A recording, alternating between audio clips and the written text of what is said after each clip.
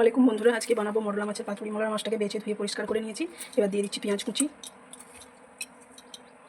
কাঁচা লঙ্কা বাটা, হলুদ গুঁড়ো, জিরে গুঁড়ো, কাশ্মীরি লঙ্কার গুঁড়ো, সর্ষে বাটা, সাদা সর্ষের বাটা, লবণ পরিমাণ মতো, সর্ষের তেল, টমেটো কুচি। সবাই খায় না, কিন্তু আমাদের ভালো লাগে তাই দিই। ধনে পাতা কুচি। এটাকে ভালো করে মেখে নেব।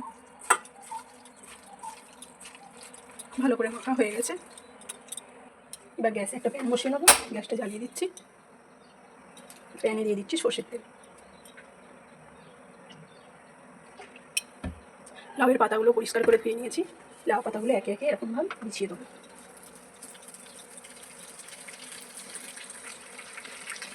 এর উপরে মাছগুলো দিয়ে দেবো।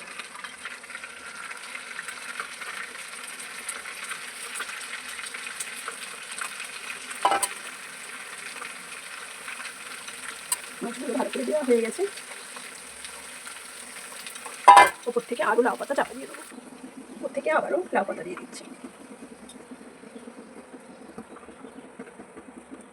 এরকমভাবে লাউয়ের পাতা চাপা দিয়ে দেবো।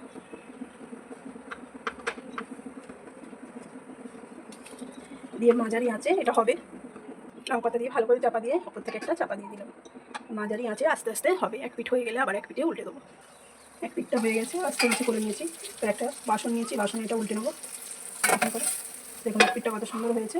আবার এটা কড়াতে দিয়ে দিচ্ছি, দিয়ে আবার চাপা দিয়ে দেবো। 10 মিনিট পর এটা কমপ্লিট হয়ে যাবে রান্নাটা। পাতুরি দু পিঠ থেকেই করা হয়ে গেছে। 10 মিনিট করে 20 মিনিট সময় লেগেছে। দেখুন দেখতে কত সুন্দর হয়েছে। পাতাটা খুলে দেখাচ্ছি। দারুণ হয়েছে। দেখুন সব ভালোভাবে সেদ্ধ হয়ে গেছে। দারুণ একটা সেন্ট আসছে।